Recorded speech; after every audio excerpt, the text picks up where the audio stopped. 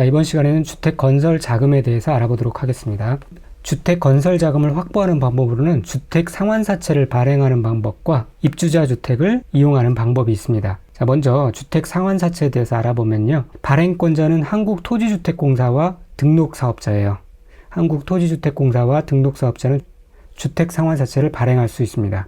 그런데 이 등록사업자인 경우에는 일정한 기준을 요구해요. 그래서 아래의 기준에 맞고 그리고 and 금융기관 또는 주택도시보증공사의 보증을 받은 경우에만 주택 상환사채를 발행할 수 있습니다. 리스크를 줄이기 위해서 그러는데요. 먼저 그 요구하는 기준은 뭐냐면 법인으로서 자본금이 5억 원 이상일 것, 건설산업기본법에 따라 건설업 등록을 한 자일 것, 최근 3년간 연평균 주택 건설 실적이 300호 이상일 것, 그리고 등록사업자가 발행할 수 있는 주택 상환사채의 규모는 최근 3년간의 연평균 주택 건설 호수 이내로 합니다. 이런 기준에 맞을 때 그리고 또 금융기관 또는 주택도시보증공사의 보증을 받은 경우만 주택 상환사채를 발행할 수 있습니다. 주택 상환사채죠. 그래서 3년간 300호 이상이어야 됩니다. 또 주택 상환사채를 발행하는 자는 주택 상환사채 발행 계획을 수립해서요. 국토교통부 장관의 승인을 받아야 됩니다. 주택 상환사채는 국토교통부 장관의 승인을 받는다. 시도지사의 승인이 아니다라는 점 중요하니까 꼭 알아두시고요. 그 다음에 이 발행 방법과 상환 기간을 보도록 하겠습니다. 주택 상환사채는 기명증권으로 발행해요. 무기명증권이 아닙니다. 왜냐하면 주택으로 상환, 말 그대로 주택을 상환해야 되기 때문에 이름을 기록을 해야 되는 그런 증권입니다. 그리고 사채권자의 명의를 변경할 때에는 취득자의 성명과 주소를 사채원부에 기록하는 방법으로 한다. 그리고 취득자의 성명을 채권에 기록하지 아니하면 사채 발행자 및 제3자에게 대항할 수 없다. 라는 이 문장을 알아두시고요. 액면 또는 할인의 방법으로 발행하며 주택 상환사채권에는 기호와 번호를 붙이고 교통부령으로 정하는 사항을 적어야 합니다. 그리고 주택상환사채의 발행자는 주택상환사채대장을 갖추어 두고 주택상환사채권의 발생 및 상환에 관한 사항을 적어야 합니다. 그리고 주택상환사채의 상환기간은 3년을 초과할 수 없습니다. 주택 상환사채라고 그랬죠? 말은 3년 내에 상환해야 된다는 말이고요. 이때 이 상환기간은 주택 상환사채 발행일로부터 주택의 공급 계약 체결일까지의 기간으로 합니다. 그리고 이렇게 주택 상환사채를 구입하면서 취득자들이 낸 납입금은 택지의 구입 및 조성, 주택 건설 자재의 구입, 건설 공사비 등의 충당 용도로만 사용할 수 있습니다. 그러니까 이 세 가지 외에는 사용할 수가 없습니다. 그리고 주택 상환사채는 양도하거나 중도에 해약할 수 없다는 것 알아두시고요. 다만 이런 예외사항이 있습니다. 세대원의 근무 또는 생업상의 사정이나 질병, 치료, 취약, 결혼으로 인하여 세대원 전원이 다른 행정구역으로 이전하는 경우, 세대원 전원이 상속에 의해 취득한 주택으로 이전하는 경우, 세대원 전원이 해외로 이주하거나 2년 이상 해외에 체류하고자 하는 경우, 여기서 공통조건이 세대원 전원이라는 것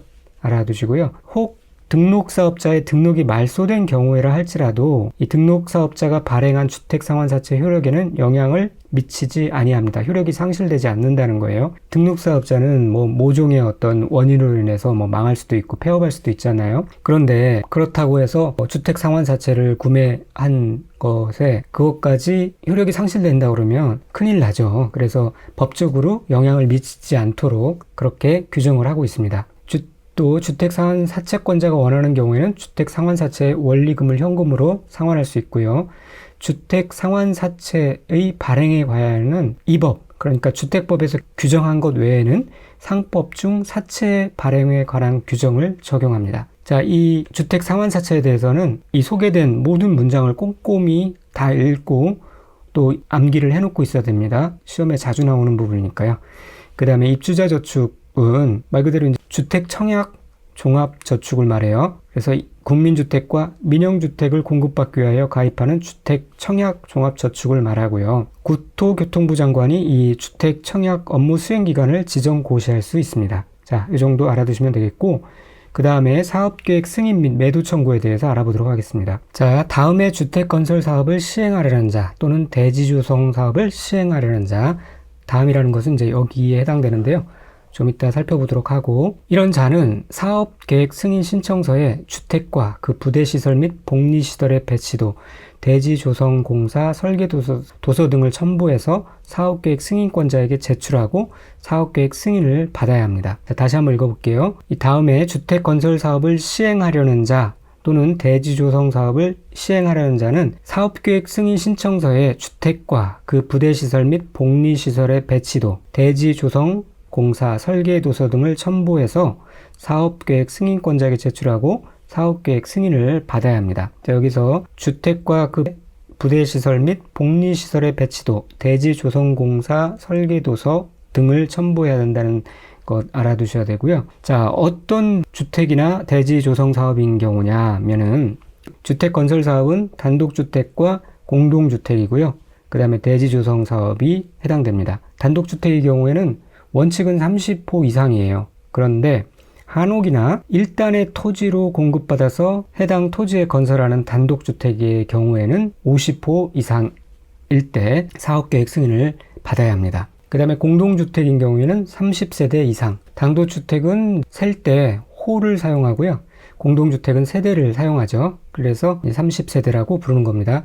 리모델링의 경우에는 증가하는 세대수가 30세대인 경우예요. 그런데 예외로는 50세대로 한다. 예외적인 경우 50세대로 하는 경우가 있고요. 이런 경우는 이제 리모델링의 경우는 제외합니다.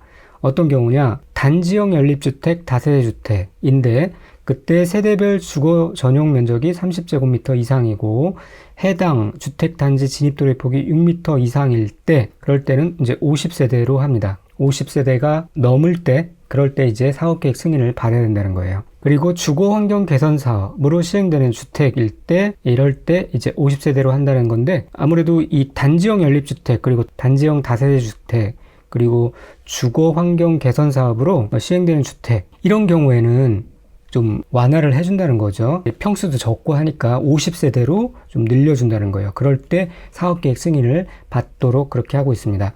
대지조성 사업인 경우는 면적 1만 제곱미터 이상의 대지조성 사업을 시행하려는 경우 사업계획 승인을 받아야 됩니다. 사업계획 승인의 제외 대상은 준주거지역 또는 상업지역에서 300세대 미만의 주상복합을 건축하는 경우, 그런 경우는 사업계획 승인 제외 대상에 해당되고요. 해당 건축물의 연면적에서 주택의 연면적이 차지하는 비율이 90% 미만인 경우 사업계획 승인 제외 대상에 해당됩니다. 자, 사업계획 승인권자는 원칙적으로는 시도지사, 대도시 시장, 시장 또는 군수예요. 그런데 예외적으로는 국토교통부 장관이 사업계획 승인을 할 수 있다는 거고요. 자, 여기서 구청장이 해당되지 않는다는 거, 사업계획 승인권자가 아니라는 점 꼭 알아두셔야 됩니다. 중요한 사항이죠. 좀 특이한 상황이기 때문에 그렇습니다. 이 구청장은 조합 설립 인가, 사용검사 신청, 입주자 모집 공고 이런 것들은 다 할 수 있어요. 그런데 이 사업계획 승인만 안 됩니다. 아무래도 이해관계에 얽힐 수 있기 때문에 그렇겠죠. 그래서 이 시도지사, 대도시장, 시장 또는 군수가 사업계획 승인권자가 될 수 있는 경우를 보면은 주택건설 사업 또는 대지조성 사업으로 해당 대지 면적이 10만 제곱미터 이상인 경우, 이런 경우는 시도지사, 대도시의 시장이 사업계획을 승인하고요. 10만 제곱미터 미만인 경우에는 특별시장, 광역시장, 특별자치시장, 특별자치도지사 또는 시장, 군수가 사업계획을 승인합니다. 예외적으로 국토교통부 장관이 사업계획을 승인할 때가 있는데 국가, 한국토지주택공사가 시행하는 경우 그렇고요.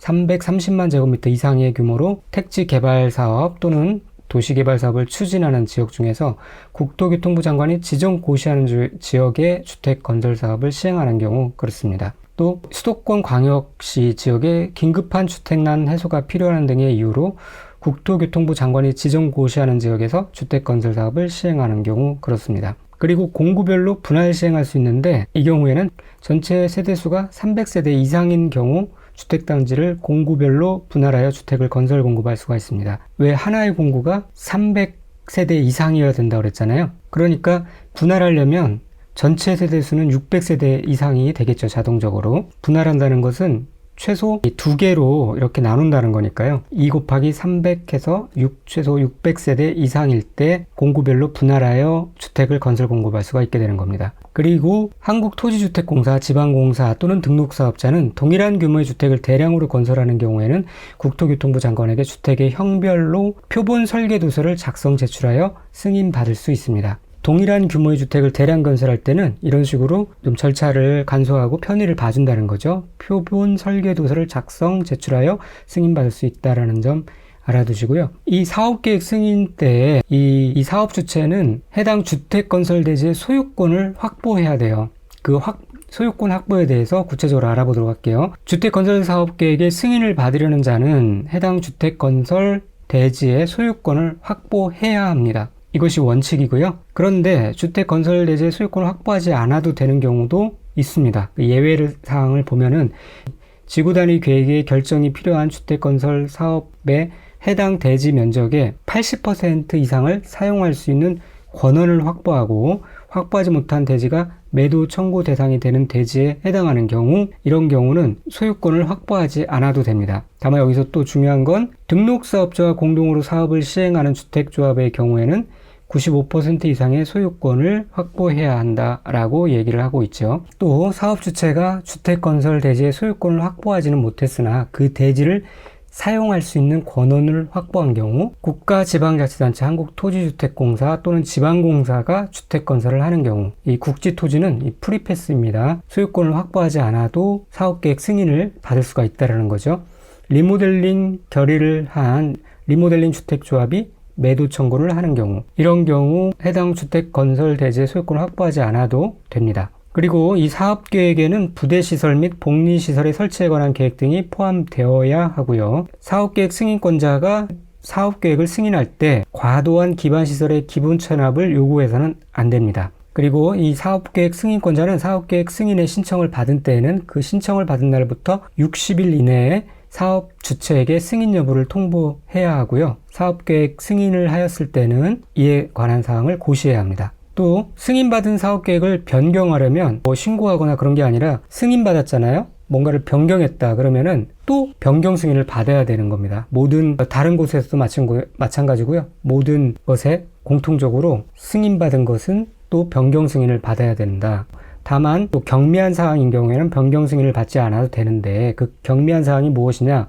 총 사업비의 20% 범위 내에서 사업비가 증감하는 경우, 증가하거나 감소, 증감하는 경우, 대지 면적의 20%의 범위에서 면적이 증감하는 경우, 건축물의 설계와 용도별 위치를 변경하지 아니하는 범위 내에서 건축물의 배치 조정 및 주택단지 안의 선형 변경, 위치를 변경하지 아니하는 범위에서가 중요하겠죠. 다만 이 1, 2, 3은 사업주체가 국지토지인 경우로 한정합니다. 그러니까 국지토지인 사업주체가 총 사업비의 20%의 범위에서 사업비를 증감하거나 20%의 범위 내에서 면적을 증감하거나 위치를 변경하지 아니하는 범위 내에서 배치 혹은 도로의 선형 변경 같은 것들을 한다고 할 때, 그럴 때 변경 승인을 받지 않아도 된다는 거죠. 국지토지가 아닌 민간이거나 그럴 때는 이 조건이 해당 사항이 안 되고 무조건 변경 승인을 받아야 된다는 얘기죠. 자, 그리고 사업계획의 승인의 효과를 보면은 사업계획 승인을 해줬으면은 실제로 이제 공사를 착수해야 되는 거죠. 그래서 이 사업계획 승인을 받은 경우 승인 받은 날로부터 5년 이내에 착수를 해야 됩니다. 실제 공사를 착수를 해야 됩니다. 그런데 이제 공구별로 분할하여 시행하는 경우에는 좀 유도리를 두고 있는데요. 최초로 공사를 진행하는 공구는 승인 받은 날로부터 5년 이내에 하고, 이 이외에 최초로 공사를 진행하는 공구 외의 공구는 주택단지에 대한 최초 착공 신고일로부터 2년 이내에 하도록 되어 있습니다. 그러니까 처음 시작하는 공구에 착공한 후에 그 다음에 2년 이내에 하도록 하게 돼 있는 거죠. 자, 그리고 여기서 한 가지 또 중요하게 체크해야 될 것이 이 1번과 2번에, 그러니까 여기까지는 1년의 범위에서 착수기간을 연장할 수 있어요. 그런데 그리고 요거는 미착공 시 승인을 취소할 수 있어요. 그런데 최초 공구 외의 공구를 만약에 2년 이내에 착공하지 않았다, 착수하지 않았다, 그렇다 하더라도 이 경우는 취소할 수 없다라는 것. 왜냐하면 최초 공구가 이미 진행이 되었기 때문에 그걸 무시하고 이 공구가 진행이 안 됐다고 해서 그거를 취소해버리면 최초로 공사를 진행하는 공구에까지 아주 심각한 영향을 줄 수 있기 때문에 취소할 수 없도록 법적으로 강제하고 있습니다. 자, 이 부분은 조금 이따 다시 한번 내용이 나오니까 그때 살펴보도록 하고요. 사업계획 승인을 받은 사업주체가 공사를 시작하려는 경우에는 사업계획 승인권자에게 신고하여야 합니다. 그리고 사업계획 승인권자는 신고를 받은 날부터 20일 이내에 신고 수리 여부를 신고인에게 통지하여야 합니다. 착수기간을 연장할 수 있는 사유도 있는데요. 1년의 범위 내에서 공사의 착수기간을 연장할 수가 있는데 1년의 범위에서 연장할 수 있는 사유는 매장 문화재 발굴,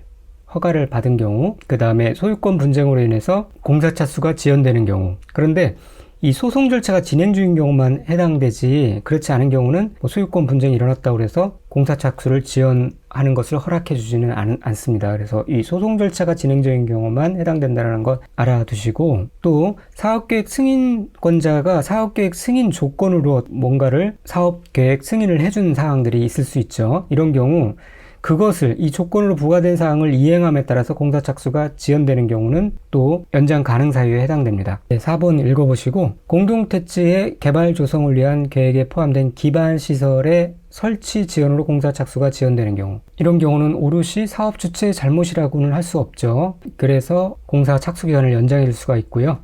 그 다음에 어떤 경우는 이제 사업 계획이 취소될 수 있는데 이 취소 사유에 대해서 알아보도록 하겠습니다. 사업 주체가 사업계획 승인을 받은 후에 5년 이내에 공사를 시작하지 아니한 경우, 이런 경우는 취소할 수 있습니다. 다만 최초 공구도 5년 내에 공사를 시작해야 된다고 그랬죠. 그런데 최초 공구 외의 공구의 경우에는 최초 착공 신고일로부터 2년 이내에 공사를 시작하지 아니한 경우에도 취소할 수 없습니다. 아까 말씀드린 부분이고요. 또 취소할 수 있는 사유는 사업 주체가 경매, 공매 등으로 인하여 대지 소유권을 상실한 경우 취소할 수 있고, 그 다음에 사업 주체의 부도 파산 등으로 공사의 완료가 불가능한 경우, 이런 경우는 취소할 수 있는데, 다만 주택도시기금법에 따라서 주택분양보증이 된 사업은 취소할 수가 없습니다. 주택분양보증이 된 거니까 그 보증 회사가 있으면 취소할 수 없다라는 거고요. 그 다음에 이제 매도 청구 제도에 대해서 알아보도록 할게요. 지구단위 계획 결정이 필요한 주택건설 사업에 해당 대지 면적의 80% 이상을 사용할 수 있는 권한을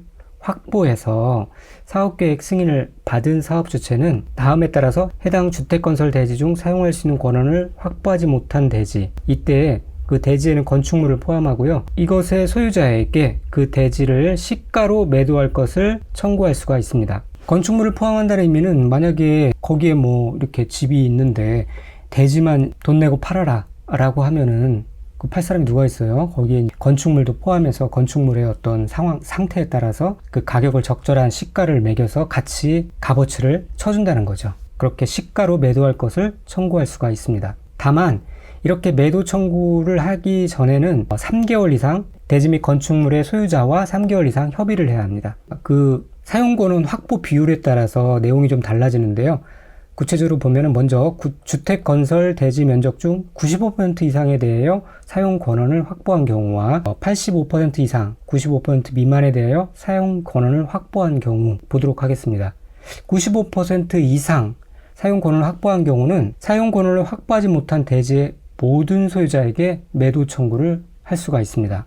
그러니까 5%의 소유자에게 매도 청구 가능하다는 얘기고요. 80% 이상, 95% 미만에 대한 사용 권한을 확보한 경우는 사용 권한을 확보하지 못한 대지의 소유자 중 지구단위 계획구역 결정 고시일 10년 이전에 해당 대지의 소유권을 취득하여 계속 보유하고 있는 자를 제외한, 그런 사람을 제외한 소유자에게 매도 청구가 가능합니다. 이 말은 지구단위 계획구역 결정 고시일 10년 이전에 해당 대지의 소유권을 취득하고 있는 사람에게는 80% 이상, 95% 미만에 대하여 사용 권한을 확보했다 할지라도 매도 청구를 할 수가 없다라는 거예요. 잘 읽어보시고 하시기 바랍니다. 그리고 이제 리모델링 주택조합의 매도 청구에 대해서 보면은 리모델링의 허가를 신청하기 위한 동의를 확보한 경우 리모델링 결의를 한 리모델링 주택조합은 그 리모델링 결의에 찬성하지 아니하는 자의 주택 및 토지에 대하여 매도 청구를 할 수가 있습니다. 이 시험에 아주 자주 나온 부분이니까 꼭 알아두시기 바랍니다. 그 리모델링 결의에 찬성하지 아니하는 자의 주택 및 토지에 대해서 매도 청구를 때릴 수가 있습니다. 자, 이 부분 읽어보시고, 국가 또는 한국토지주택공사인 사업주체는 주택 건설 사업 또는 대지 조성 사업을 위한 토지 매수 업무와 손실보상 업무를 관할 지방자치단체에게 위탁할 수 있고요. 그때 위탁 수수료는 토지 매수 금액과 손실보상 금액의 100분의 2 범위에서 그 위탁한 지방자치단체에 지급해야 합니다. 건축법에서는 100분의 4였죠. 그 다음에 국공유주의 우선 매각에 대해서 알아보도록 하겠습니다. 국가지방자치단체는 그가 소유하는 토지를 매각 또는 임대할 때 아래의 이 목적으로 그 토지의 매수 또는 임차를 원하는 자가 있으면 그에게 우선적으로 그 토지를 매각하거나 임대할 수 있는데요. 어떤 목적이냐? 국민주택 규모의 주택을 50% 이상 주택의 건설 또는 주택조합이 건설하는 주택의 건설인 경우 그 토지의 매수 또는 임차를 원하는 자가 있으면 우선적으로 그 토지를 그들에게 매각하거나 임대할 수가 있습니다. 물론 이 주택에 건설하기 위한 대지의 조성하기 위해 필요한 토지도 같이 해당되겠죠. 그리고 국가 또는 지방자치단체는 국가 또는 지방자치단체로부터 이렇게 위와 같이 토지를 매수하거나 임차한 자가 그 매수일 또는 임차일로부터 2년 이내에 국민주택 규모의 주택 또는 주택조합주택을 건설하지 아니하거나 그 주택을 건설하기 위한 대지조성 사업을 시행하지 아니하는 경우에는 환매하거나 임대한 계약을 취소할 수가 있습니다. 다음은 채비지에 대해서 알아보겠는데요. 사업주체가 국민주택 용지로 사용하기 위해서 도시개발사업 시행자에게 채비지의 매각을 요구한 경우가 있으면 이 도시개발사업의 시행자는 채비지의 총면적의 50%의 범위에서 우선적으로 사업주체에게 매각할 수가 있습니다. 이때에는 이제 경쟁 입찰로 해서 매각해야 되고요. 다만 매각을 요구하는 사업주체가 하나일 때는 수의계약으로 매각할 수가 있습니다. 또 사업주체가 도시개발법에 의한 환지계획의 작성 전에 채비지의 매각 요구를 한 때에는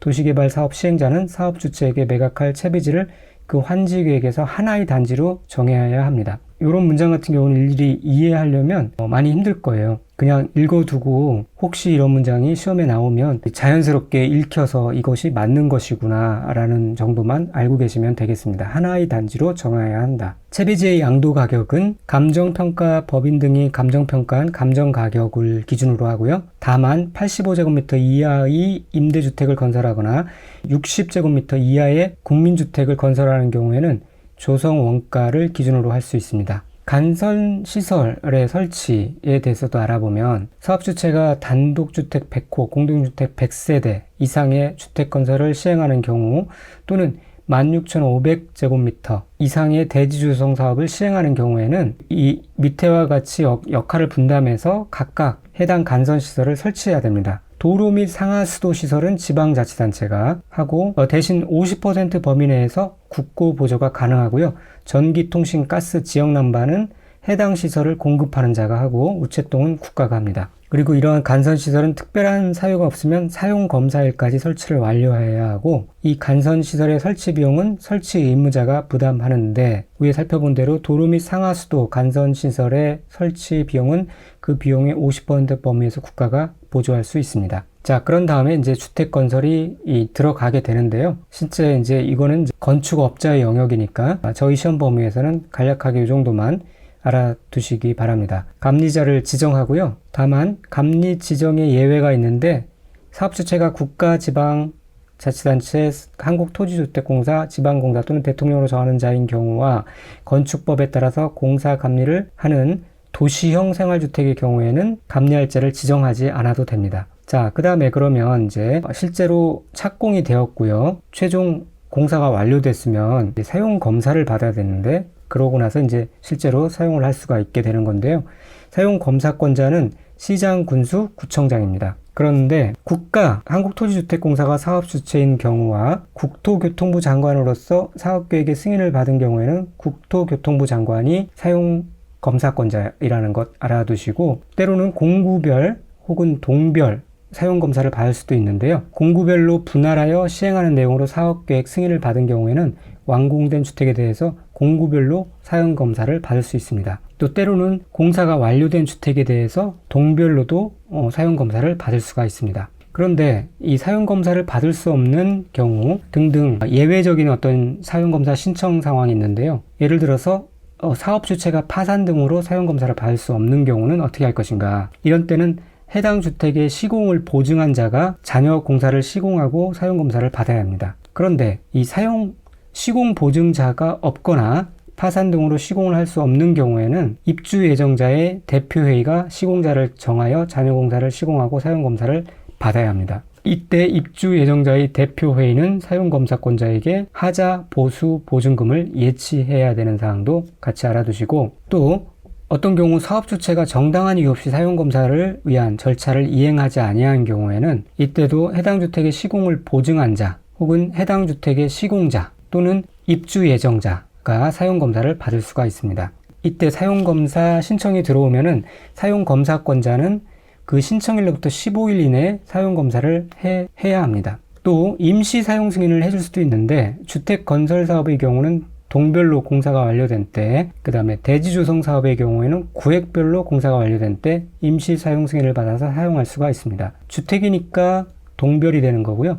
대지니까 어떤 구획별로 그렇게 임시 사용 승인을 받을 수가 있게 되는 거죠. 그리고 또 공동주택인 경우에는 심지어 세대별로 임시 사용 승인을 해줄 수도 있습니다. 한 채 한 채 임시 사용 승인을 해줘서 입주가 가능하도록 해주는 거죠. 그 다음에 이제 또 독특한 제도인 사용검사 후 매도 청구가 있는데요. 자, 어떤 상황이냐면은 주택의 소유자들은 주택단지 전체 대지에 속하는 일부의 토지에 대한 소유권 이전 등기, 말소 소송 등에 따라서 사용검사를 받은 이후에, 자, 이렇게 해서 다 끝난 줄 알았는데 곧 주택단지 내에 어떤 일부 해당 토지의 소유권을 회복한 자가 있을 수 있잖아요. 막상 주택단지를 건설할 때는 별 문제가 없는 것 같아서 이렇게 한쪽 귀퉁이에 이렇게 공터 형태로 이렇게 놔두고 있었는데 사용검사까지 다 받았는데 그 해당 토지의 소유권을 회복해서 실소유자가 나타난 거예요. 이런 경우에는 그 해당 토지를 시가로 매도 청구를 할 수 있는 제도가 생긴 건데요. 이럴 때 어떻게 할 것인가?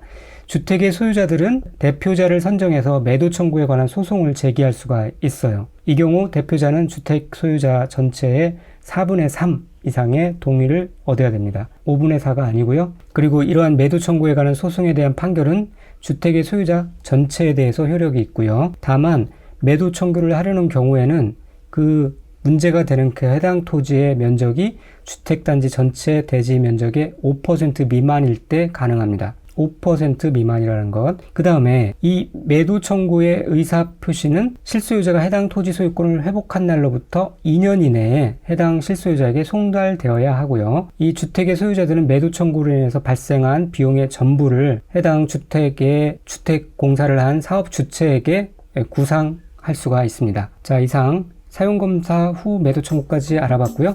다음에는 이제 주택의 공급에 대해서 알아보도록 하겠습니다. 감사합니다.